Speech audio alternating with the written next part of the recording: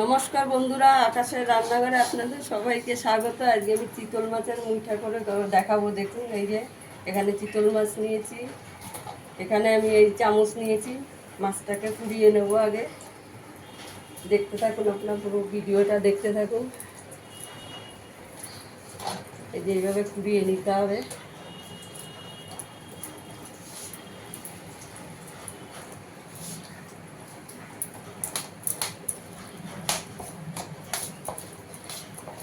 এই যে দেখুন, এইভাবে পুড়িয়ে নিতে হবে। দেখুন, এই যে মাছটা পুড়িয়ে নিয়েছি আমি। এবার এখানে দিয়ে দেবো একটু রসুন থেতো করে নিয়েছি, দিয়ে দেবো। এখানে একটু পেঁয়াজ গ্রেট করে নিয়েছি, দিয়ে দেবো। এখানে একটু হলুদ দিয়ে দেবো। এখানে পরিমাণ মতো নুন দিয়ে দেবো।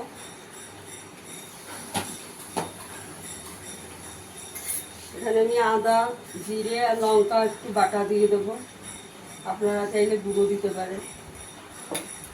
এখানে আমি আলু সেদ্ধ করে রেখেছি, তো আলু সেদ্ধ দিয়ে দেবো।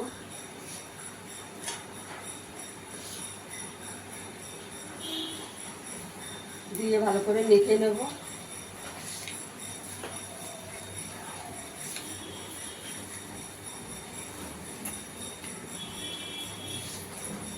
ভালো করে মেখে নিতে হবে। দেখুন, আমার মেখে নেওয়া হয়ে গেছে সব দিয়ে। এবার মুঠাগুলো বানিয়ে নেব। এই যে মুঠাগুলো বানিয়ে নেব। এই যে মুঠাগুলো বানিয়ে নিয়েছি, এইভাবে বানিয়ে নিতে হবে।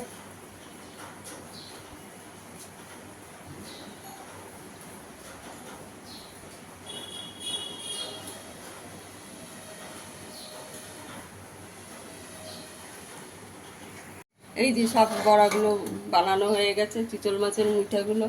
এখানে আমি কড়াইতে জল বসিয়ে দিয়েছি, জলটা ফুটে গেছে। এবার সব দিয়ে দেবো। 2 মিনিট একটু ফুটিয়ে নেব, বেশি ফুটালে শক্ত হয়ে যাবে।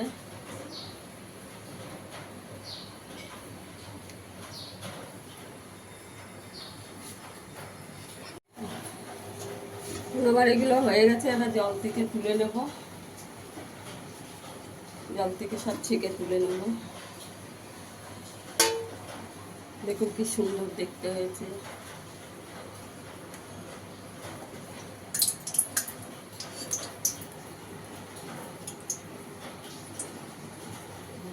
ভালো করে জল ছেঁকে নিতে হবে। এখানে আমি পাশে কড়াইতে তেল দিয়ে দিয়েছি। এবার এগুলোকে একটু ভেজে নেব। একটু লাল লাল করে ভেজে নিতে হবে।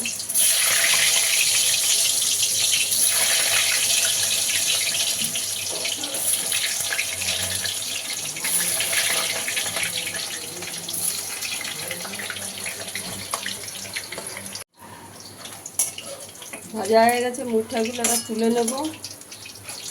দেখুন খুব সুন্দর হয়েছে দেখতে। একইভাবে বাকিগুলো ভেজে নেব।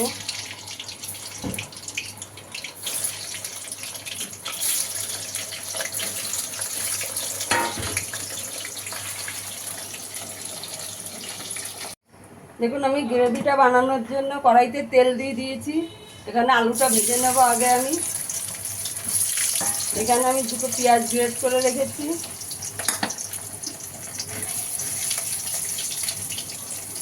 পেঁয়াজটা আমার একটু লাল লাল করে ভাজা হয়ে গেছে। এখানে আমি জিরে, ধনে, তারপরে রসুন, আদা সব একসঙ্গে পেস্ট করে নিয়েছি, সেটা দিয়ে দেবো। এখানে আমি একটু লঙ্কার গুঁড়ো দেবো, হলুদ দিয়ে দেবো, পরিমাণ মতো নুন দিয়ে দেবো। দিয়ে মশলাটা ভালো করে কষিয়ে দেবো।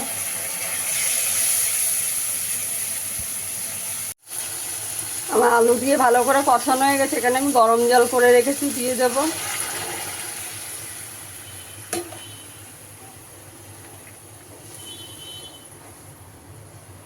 ঝোলটা দিয়ে 5 মিনিট ফুটিয়ে নেব। ঝোলটা ভালো করে ফুটে গেছে। এবার মুঠাগুলো দিয়ে দেব।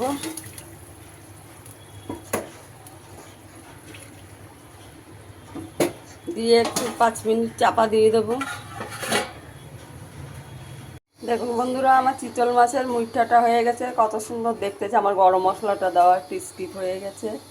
আমার ভিডিওটা যদি ভালো লাগে লাইক করবেন, শেয়ার করবেন, চ্যানেলটিকে সাবস্ক্রাইব করে দেবেন। সবাই ভালো থাকবেন, সুস্থ থাকবেন, ধন্যবাদ। আবার ফিরে আসবো নতুন কোনো ভিডিও নিয়ে।